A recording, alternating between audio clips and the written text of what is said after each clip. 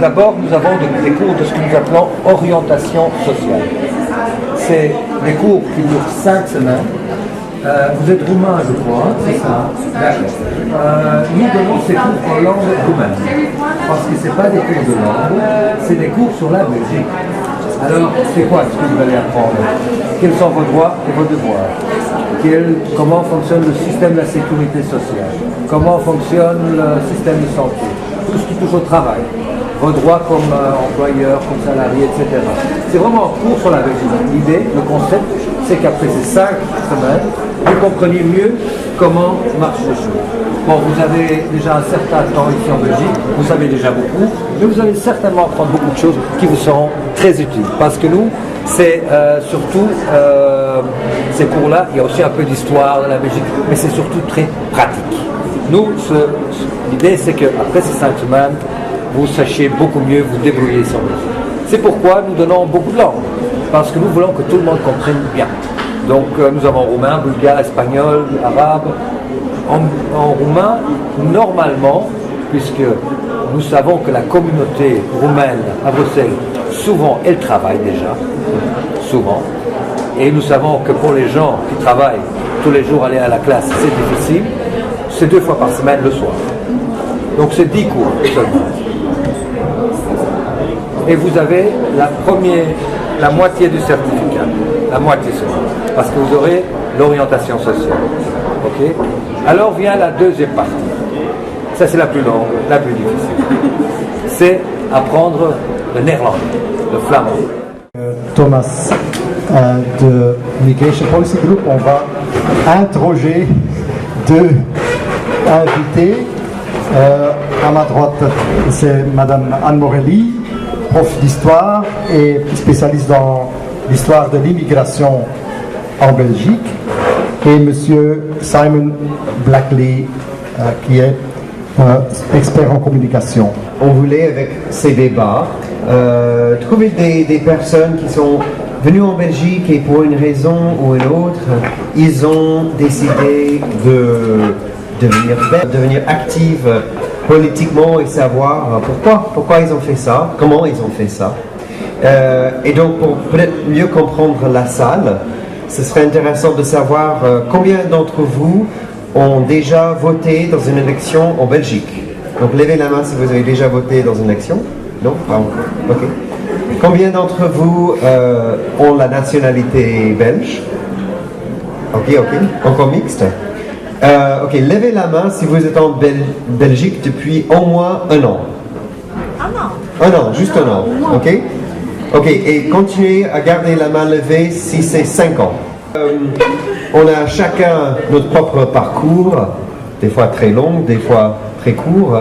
Et donc on a invité ces 2 personnes parce que chacun a ses expériences différentes et des choses comme la nationalité, la démocratie, la société civile, ça veut dire quelque chose de différent pour chacun d'entre nous. Donc peut-être on va d'abord commencer avec Anne pour savoir quel était son parcours, pourquoi est-ce que vous êtes venu en Belgique, la nationalité, la démocratie, qu'est-ce que ça voulait dire pour vous dans votre vie en Belgique? Bien. Alors, d'abord, j'ai un faux nom parce que, en fait, sur mes papiers italiens, je m'appelle Anna, Morelli, Anna Morelli, et je suis donc née en Belgique, mais à une époque où on prend automatiquement la nationalité de son papa. Et comme mon papa était italien, je suis née italienne, mes frères aussi. Et quand j'étais petite, je m'en suis peut-être pas très bien rendu compte, mais mon papa, qui était très politisé, faisait très attention de ne jamais se faire voir dans un défilé. On allait regarder le défilé du 1er mai, mais on devait rester sur le trottoir parce que on était facilement expulsé si on était un activiste politique de n'importe quel genre. Donc, j'ai commencé tout doucement à comprendre qu'on n'était pas comme les autres. et qu'on n'était pas comme les autres, notamment parce que mon papa a voulu acheter un terrain près d'Ouvain, et ce terrain, il venait de l'assistance publique, et la première condition pour l'acheter, c'était être belge. Donc, il ne pouvait pas acheter ce terrain où il voulait construire une maison. Bien sûr, il n'avait jamais voté, même s'il s'intéressait à la politique. Et mon frère a voulu commencer des études d'enseignant.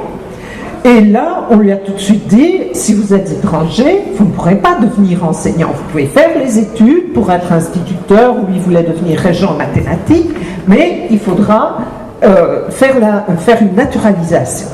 Et là, je me suis rendu compte que demander la nationalité belge à cette époque, c'était assez difficile, notamment au point de vue financier. Ça coûtait, je crois, 12 000 francs pour avoir la petite naturalisation qui ne permettait pas de voter à tous les échelons. Et il fallait une espèce de procès, il fallait mettre ça sur les murs de la commune, qu'on avait demandé cette naturalisation.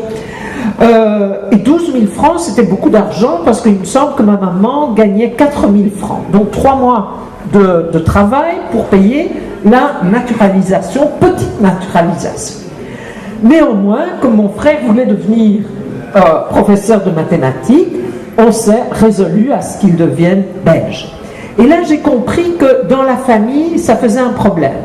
Parce que c'était vraiment une démarche personnelle. Je deviens belge, j'abandonne à un certain moment, j'abandonne le bateau dont je viens, vous restez en arrière, mais moi, je deviens un vrai Belge.